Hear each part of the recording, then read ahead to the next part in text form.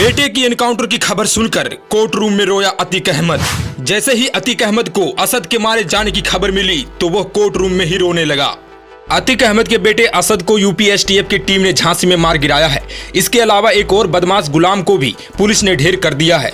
दोनों पर 5 लाख रुपए का इनाम था और ये उमेश पाल हत्याकांड में वांटेड थे। एसटीएफ की ओर से बताया गया कि इन लोगों को घेराबंदी हुई तो असद और गुलाम फायरिंग करने लगे। इस पर जवाबी कार्रवाई की गई जिसमें दोनों मार गिराए गए। दोनों ही बाइक पर सवार थे। यूपी एसटीएफ के एडीजी अमित अस ने इस एनकाउंटर की पुष्टि की है। उन्होंने कहा कि इन लोगों के पास से विदेश में बने हथियार बरामद किए गए हैं। उन्होंने कहा कि इन लोगों के पीछे हमारी टीम 1.5 महीने से जुटी हुई थी और आज जाकर हमें बड़ी कामयाबी मिली है। उन्होंने कहा कि कुछ दिन पहले भी 5 मिनट के फासले से ये दोनों लोग मिस हो गए थे और चकमा देकर भाग निकले थे। उमेश पाल के हत्याकांड के मामले में अतीक अहमद का बेटा असद वांटेड था और उस पर 5 लाख रुपए के इनाम भी घोषित था। इसी केस में गुलाम भी वांटेड था। उमेश पाल केस में अतीक अहमद फिलहाल प्रयागराज की अदालत में है और इसी बीच झांसी में यह बड़ी कार्रवाई की गई।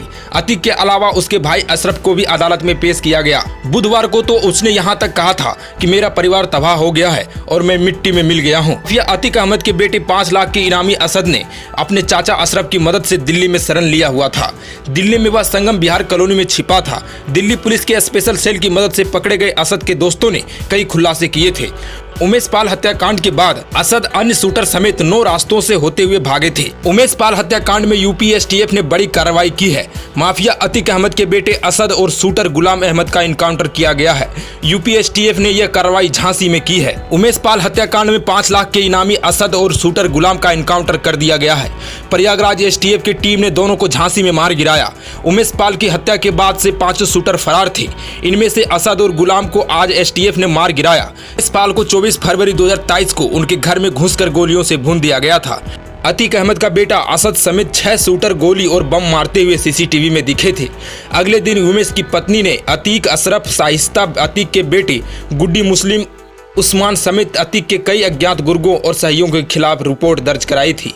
पुलिस ने उस्मान उर्फ विजय चौधरी को पहले ही इनकाउंटर में ढेर कर दिया था। एसटीएफ के अधिकारियों के मुताबिक बृहस्पतिवार दोपहर झांसी में असद और गुलाम की होने की सूचना पर टीम ने घेराबंदी की।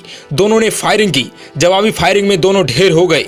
उनके पास से विदेशी पिस्टल मिली है। असद अहमद पर 1 मुकदमा था और 5 लाख रुपए का इनाम था। गुलाम पर 6 मुकदमे थे और 5 लाख रुपए का इनाम था। झांसी में पुलिस इनकाउंटर में मारा गया असद अहमद के तीसरे नंबर का बेटा था। उमेश पाल की पत्नी जया ने कहा कि इंसाफ की शुरुआत हो गई। जो हुआ अच्छा हुआ। उन्होंने कहा आज दिल को सुकून मिला है। अतीक का भी हो इनकाउंटर तभी होगा असली न्याय।